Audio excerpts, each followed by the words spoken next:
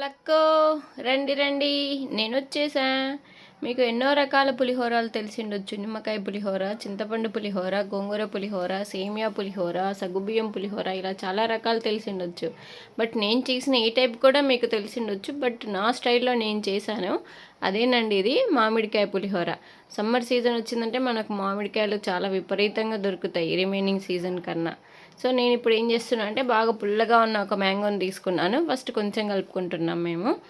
ఈ పైన నేను చెక్కు తీసేస్తున్నాను. చెక్కుతో కూడా తురుముకొని వేసుకోవచ్చు, కానీ అది కొంచెం వగరుగా వస్తుంది, టేస్ట్ అంతగా మంచిగా ఉండదు. అందుకని నేనైతే పైన తొక్క తీసేస్తున్నాను.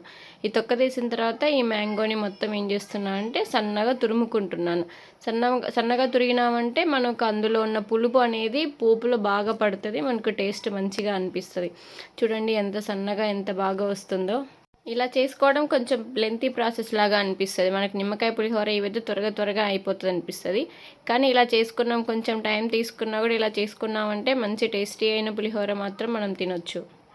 ఈ సీజన్లో మాకు మామిడికాయలు ఎక్కువగానే దొరుకుతుంటాయి, అందుకే అప్పుడప్పుడు మేము దీన్ని బాగా ఎక్కువగా చేసుకుంటుంటాం అనమాట. మాకు టేస్ట్ అయితే మా అమ్మ చిన్నప్పుడు మాకు బాగా చేసి పెట్టేది, టేస్ట్ బాగా నచ్చేది. మా అమ్మని చూసి నేను నేర్చుకున్నాను. నేను కూడా అప్పుడప్పుడు చేస్తూ ఉంటాను. ఇంకా పోపు కోసం మనము తురిమి పెట్టుకున్న దాన్ని పక్కన పెట్టేసుకొని కొన్ని పచ్చిమిర్చి అయితే కట్ చేసుకుంటున్నాను నేను. లేదా మీకు నచ్చినట్లయితే దీన్ని మిక్సీ కూడా పట్టుకోవచ్చు, మనకు పచ్చిమిర్చి ఇలా వద్దు అనుకుంటే. వీటిని పొడవుగా అయినా తరుక్కోవచ్చు, చిన్నగా అయినా తరుక్కోవచ్చు. నేనైతే ఇలా చిన్నగా కట్ చేసుకుంటాను, ఎందుకంటే పోపు పెట్టినప్పుడు ఇది మొత్తం అందులో స్మాష్ అయిపోద్ది కాబట్టి చిన్నగా తరిగి పెట్టుకున్నాను. తురిమి పక్కన పెట్టుకున్న మామిడికాయలోనే నేను దీన్ని కూడా తురిమి కట్ చేసుకొని పక్కన పెట్టుకున్నాను.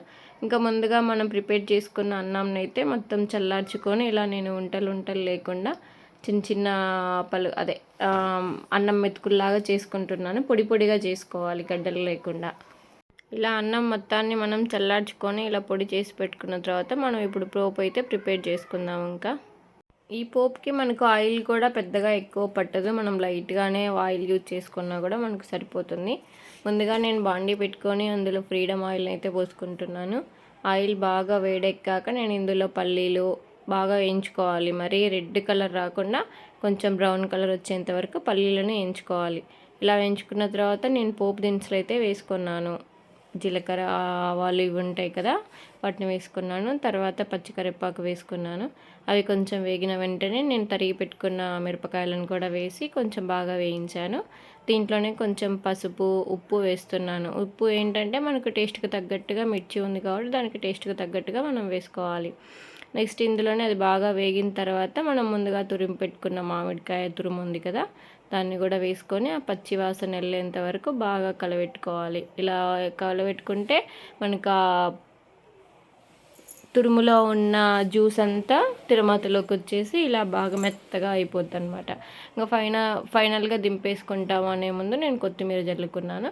ఇలా కొత్తిమీర జల్లుకొని మనం ముందుగా కలిపి పెట్టుకున్న అన్నంలో వేసుకొని మొత్తం బాగా కలుపుకోవాలి, అన్నం మొత్తానికి పట్టించేలాగా. ఇంకా మనకు మామిడికాయ పులిహోర రెడీ అయిపోయినట్టే. మాకైతే టేస్ట్ మంచిగా అనిపించింది. మీకు